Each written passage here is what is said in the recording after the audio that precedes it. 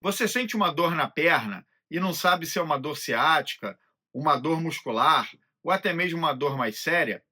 Saiba que essa confusão é mais comum do que você imagina e pode, inclusive, atrasar o seu tratamento. Hoje, eu vou te ensinar a diferenciar a dor ciática de outras causas de dor na perna. Vou te ensinar alguns testes práticos que você pode fazer em casa mesmo, para poder também ajudar nessa diferenciação. E no final do vídeo, eu vou te falar alguns sintomas que são importantes e que, se você apresentar alguns deles, você deve procurar uma ajuda médica o quanto antes. Então, fica até o final desse vídeo para aprender um pouco mais sobre a dor ciática.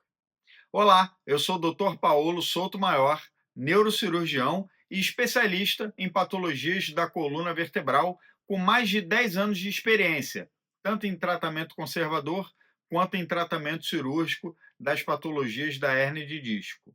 E hoje eu vou te ajudar a identificar e diagnosticar a dor ciática, quando que realmente pode ser a dor ciática. Então vamos lá aprender juntos.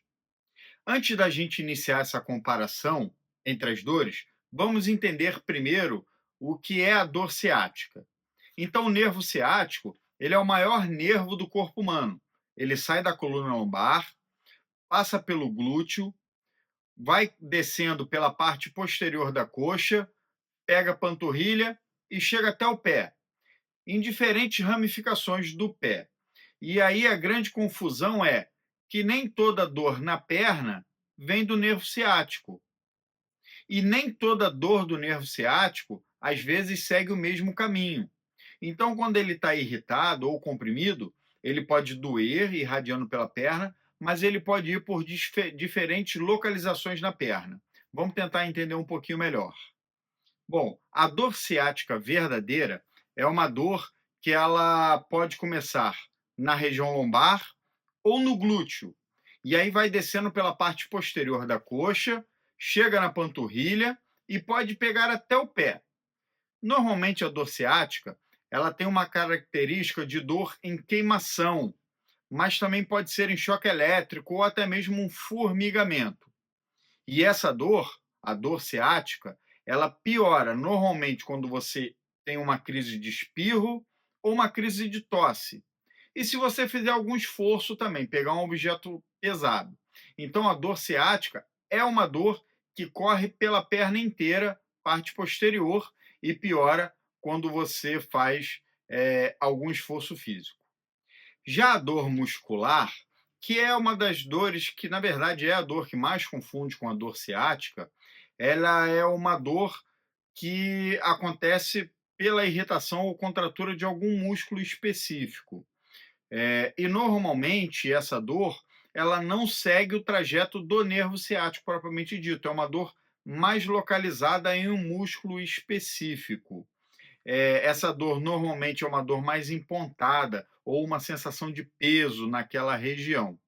Ela tende a piorar quando você faz alguns movimentos que utilizam esse músculo que está contraído ou irritado. Essa dor, ao contrário da dor ciática, ela não piora quando você espirra ou tosse. Normalmente, você consegue apontar exatamente onde é a dor. Se é no glúteo, você sabe exatamente o local do glúteo que dói, ou na coxa. Então, essas são as principais diferenças para a dor ciática. Outra dor que pode confundir com a dor ciática é a dor vascular, que é uma dor que aparece normalmente quando você está caminhando. Então você começa a caminhar a poucos metros e já começa a ter uma sensação de peso na perna. É como se você cansasse à medida que você vai caminhando e isso acaba te obrigando a parar. E aí, quando você para, esses sintomas vão aliviando. Essa dor, ela pode acometer também a perna, né? A dor vascular pode acometer a perna, mas também não segue um trajeto específico do nervo ciático. Normalmente essa dor, ela precisa sim de uma avaliação médica, porque pode ser algum problema da circulação da perna e eventualmente precisar até de tratamento. Então a dor vascular está associado não com o nervo ciático, mas com alterações da vascularização da perna. Agora vamos falar um pouquinho sobre a síndrome do piriforme, que também se confunde com a dor ciática. Na verdade, a síndrome do piriforme ela é conhecida como a falsa dor ciática. Por quê? Porque o músculo piriforme é um músculo localizado no glúteo. E o nervo ciático, ele passa por esse músculo piriforme. E aí, isso aí existe algumas variações anatômicas, então ele pode passar por baixo, ele pode passar entre o músculo piriforme. E quando você tem uma irritação ou uma contratura do músculo piriforme, você tem essa dor ciática mesmo, descendo pelo trajeto do nervo ciático. Mas existem algumas diferenças da dor do piriforme para a dor ciática. É que a dor do piriforme, normalmente, ela tende a piorar quando você passa longos períodos sentado. E ela alivia à medida que você levanta e começa a caminhar, a mobilizar, ela tende a aliviar um pouquinho. Já a dor ciática não, ela pode inclusive piorar quando você começa a caminhar muito. E dores articulares, como dor do quadril e dor do joelho, também podem dar dor na perna e, eventualmente, fazer alguma confusão com o nervo ciático.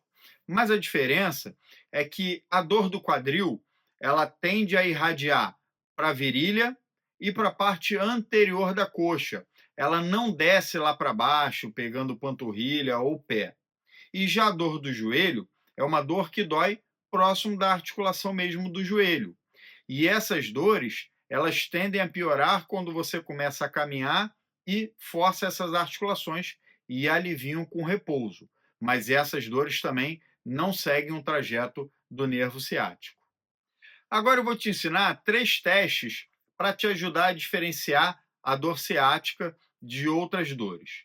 Então, se você deitar na cama e levantar a sua perna completamente esticada, né? Então você está deitado, levantou a perna esticada.